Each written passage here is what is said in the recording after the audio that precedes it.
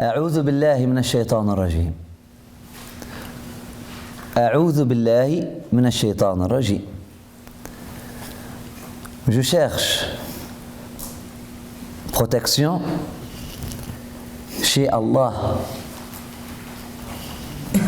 Chez Allah. Pas chez moi. Pas chez mes propres actions. Pas chez mes awrad.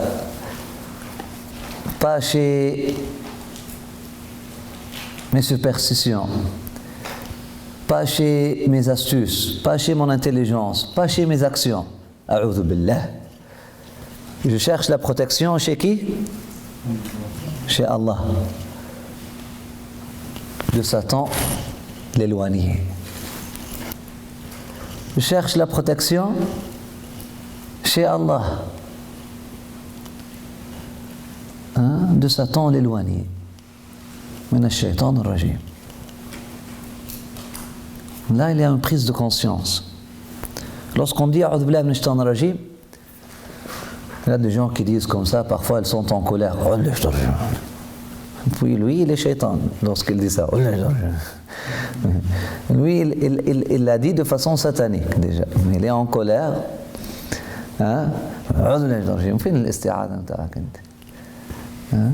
Lorsqu'on dit A'udhu billahi minash shaytanir rajim, Allah. Allah. Là, tu dis A'udhu billahi minash shaytanir rajim, numéro 1, il y a une prise de conscience qu'il y a quelque chose qui s'appelle Satan, l'éloigner. Il y a quelque chose qui s'appelle Satan, numéro 1. Allahu Akbar. On a déjà répondu à une des invitations d'Allah subhanahu wa ta'ala lorsqu'il a dit Inna shaytana lakum adu fatakhidhuhu aduwa. Satan est un ennemi pour vous. Il faut savoir son ennemi. Si on ne sait pas que nous avons des ennemis, là nous avons perdu la bataille déjà. Et puis combien de gens aujourd'hui ont perdu leur bataille et n'ont même pas pris conscience qu'il y a un conflit qui existe et qu'il y a une guerre qui existe et qu'ils doivent vraiment mener leur jihad jour et soir, matin et soir. Ils vivent comme s'il n'y a pas de Satan. Ajib. Est-ce qu'on parle de non-musulmans? Là, on parle des musulmans. Lorsque un sentiment de rancune, par exemple, vient dans son cœur, et puis il tolère ce sentiment-là, et puis ce sentiment-là rentre. Allah. Et ce sentiment trouve les portes ouvertes. Allah. Pire encore, ce sentiment trouve une place très confortable. Allah. Pire encore, ce sentiment trouve un trou bien prêt pour lui afin de mettre des racines. Allah. Et cette personne-là vit matin et soir dans cette rancune-là, contentée avec ce sentiment-là. Et tu parles avec elle. Elle te dit, j'ai ces raisons-là, mais c'est dit. Tu n'es pas consciente que c'était Satan qui t'a amené ce sentiment-là.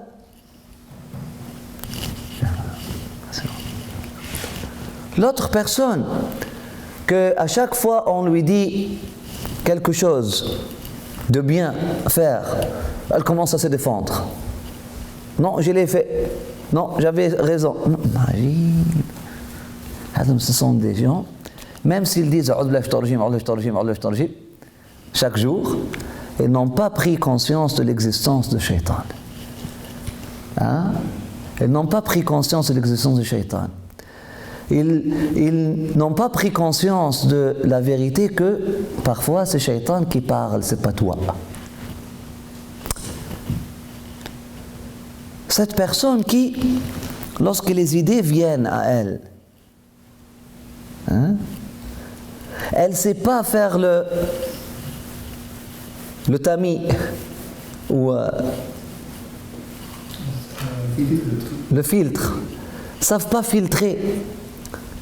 Est-ce que cette pensée-là me vient de lui ou de lui l'éloigné? Est-ce qu'elle me vient du Rahim ou elle me vient du Rajim? Cette personne qui ne sait pas distinguer. Et puis moi, tu lui parles, moi j'ai pensé comme ça. Je vois. Tu es certain, c'est toi qui vois, c'est pas Shaitan qui te dicte les choses de cette façon-là. Et là, toi, tu as accepté son goût, tu as accepté sa façon de voir, tu as accepté sa façon de juger, tu as accepté... Allahu Akbar. Donc, vous voyez, déjà, lorsqu'on dit Shaitan Rajim, il faut le mentionner. Il faut prendre conscience que nous ne sommes pas seuls, que nous avons un ennemi qui veut nous égarer. Allah subhanahu wa ta'ala nous a parlé beaucoup de cet ennemi-là dans la révélation. C'est un haqq, c'est une science, c'est un savoir. Shaitan lakum adou. Ash-shaytanu ya'idukum al-faqr wa ya'murukum bil-fahsha. Allah subhanahu wa ta'ala nous montre même les trucs de Shaitan. Ash-shaytan ya'idukum al-faqr. Il vient pour vous promettre al-faqr. Allah. Ça a deux sens. Ash-shaytan ya'idukum al-faqr.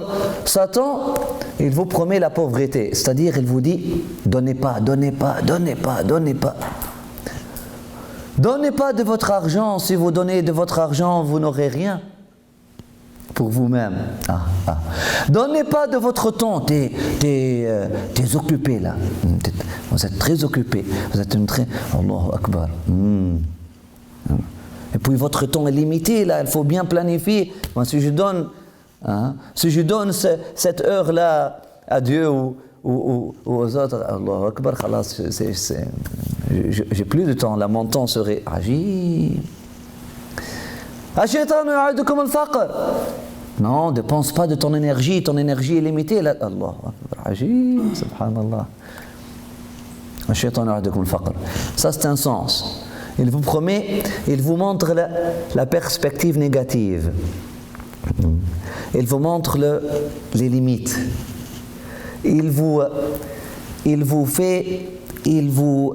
concentre votre vision sur votre création.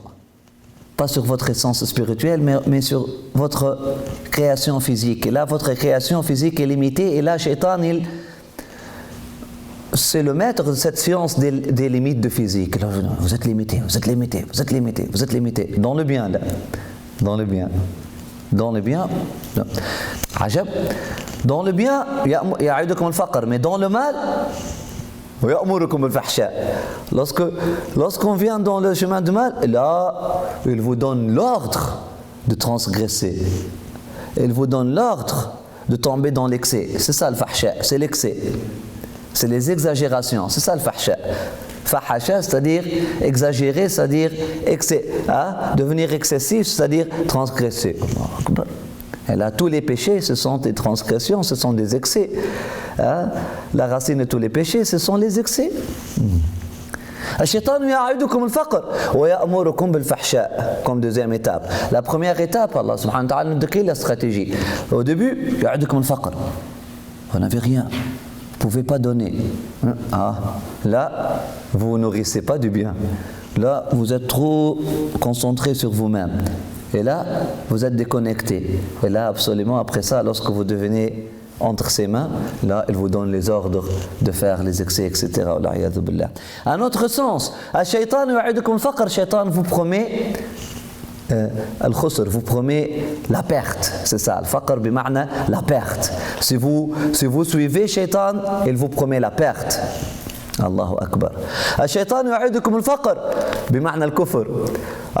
Si vous suivez les pas de Shaytan, il vous promet le kufr. À un moment donné, vous allez couvrir cette vérité-là totalement. Elle commence à couvrir peu à peu, couvrir, jusqu'à ce que la vérité est couverte totalement. Wallahu, dans l'autre côté, Allah, qu'est-ce qu'il fait? La stratégie opposée, c'est quoi? Wallahu ya'idukum maghfiratan minhu wa fadla. Mais Allah subhanahu wa ta'ala, il vous promet quoi? Son pardon. Il vous promet quoi? Il vous promet sa grâce. Subhanahu wa ta'ala. Les deux stratégies. Allah subhanahu wa ta'ala n'a pas décrit Shaitan pour rien, mes chers frères et sœurs. Il nous l'a décrit bien. Et à un moment donné, il a dit les trucs de Shaitan sont faibles. Et il nous a donné le bushra. Ceux qui me cherchent pour du vrai, vous n'aurez pas, lorsqu'Allah subhanahu wa ta'ala parlait à Satan, il a dit ceux qui me cherchent pour du vrai, ibadi, c'est ça le sens de ibadi. Ceux qui se sont vendus à moi, ceux qui se sont donnés à moi, mais ibad à moi, vous n'avez pas de pouvoir, vous n'avez pas de puissance sur ceux qui me cherchent pour du vrai, sur ceux qui cherchent ma face. Allah, laysa laka alayhim sultan. Vous n'avez pas de sultan sur mes ibad. Allahu Akbar. Il y a même un autre sens de ça. Il a dit, mais ibadi, ma création, tu n'as pas de pouvoir, tu n'as pas de vrai pouvoir, de vraie puissance sur ma création, sauf ceux que se vendent à toi. Donc, il n'y a pas cette chose-là de fatalisme. Non, toi, miskin, victime de Shaitan. Il n'y a pas une seule victime de Shaitan. C'est un contrat. Comment dire, dans le droit civil, on dit que contrat, si tu signes le contrat, on ne connaît pas les termes de droit. On ne connaissait pas les termes de droit.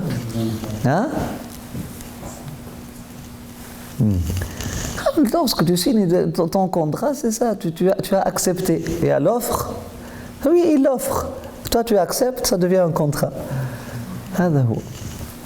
Le contrat est formé de l'offre et l'acceptation de l'offre.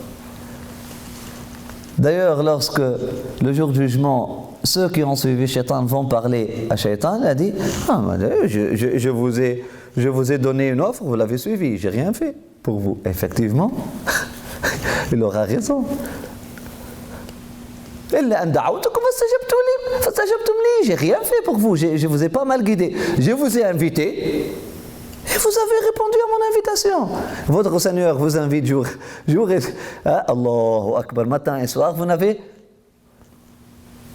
pas répondu à son invitation. Qu'est-ce que je fais pour vous si vous avez décidé de répondre à mon invitation? Vous avez accepté. Je vous ai fait une offre. Vous avez accepté mon offre. C'est devenu un contrat. Là, ça devient ittiba' min al-ghawin wal-'iyadhu billah. Mais sultan comme tel, non. Une personne, elle cherche pour du vrai son Seigneur. Est-ce que Shaitan peut venir et vraiment tourner son cœur vers lui? Impossible. Toutes mes ibad là. Allahu Akbar, ajib. Walhamdulillah Rabbil Alamin. Mais l'essentiel, il faut prendre conscience qu'il y a quelque chose qui s'appelle Shaitan. Et le prophète sallallahu alayhi wa sallam nous a dit Yajri fi ibni Adam majra ad-dam. Il circule dans votre sang. Ajib. Et puis le Coran, Allah subhanahu wa ta'ala dans la révélation nous dit ceux qui lorsque juste une pensée satanique vient à eux, hop, ils se réveillent tout de suite. Maintenant ils sont totalement réveillés. Qu'on soit parmi ces gens-là. Pas parmi ceux que tolèrent et puis rentre dans l'hypnotisation de Shaitan. Il commence à hypnotiser. Khalas, il se trouve ajib. Pour les croyants,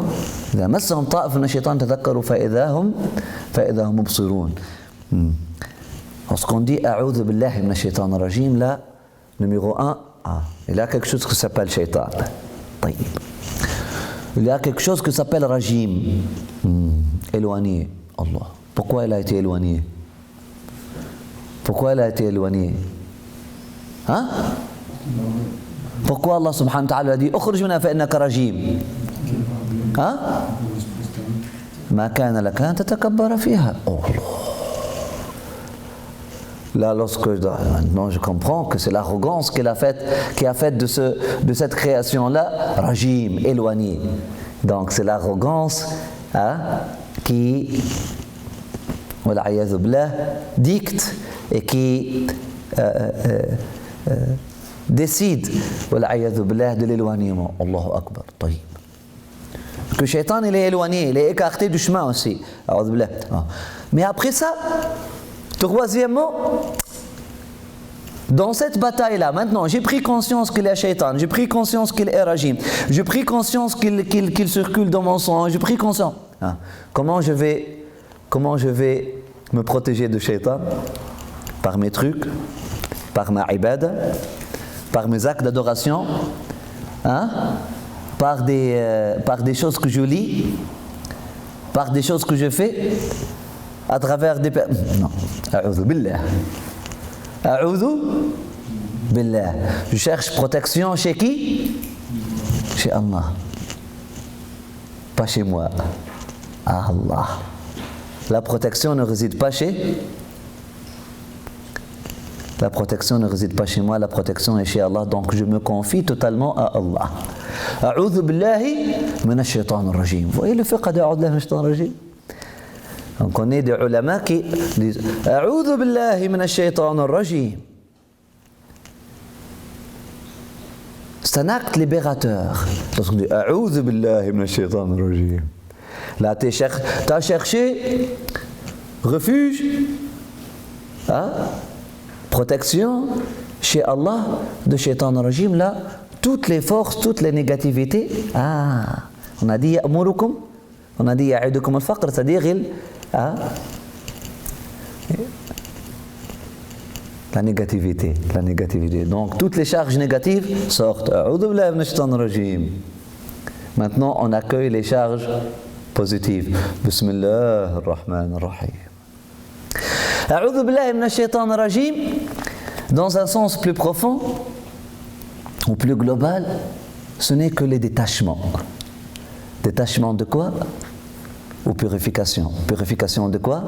Ou libération. Libération de quoi? Libération de nos qualités négatives, de nos qualités limitées. Parce que c'est là où Shaitan joue. Là, je me libère de moi-même. A'udhu billahi minash shaitanir rajim. Là, je me libère de mes propres qualités, de mes propres attributs. Après ça, j'accueille les attributs de Dieu. Bismillah ar-Rahman ar-Rahim. Rabbi salli ala nabi shafi'ina Ahmad. Rabbi salli ala nabi مولانا محمد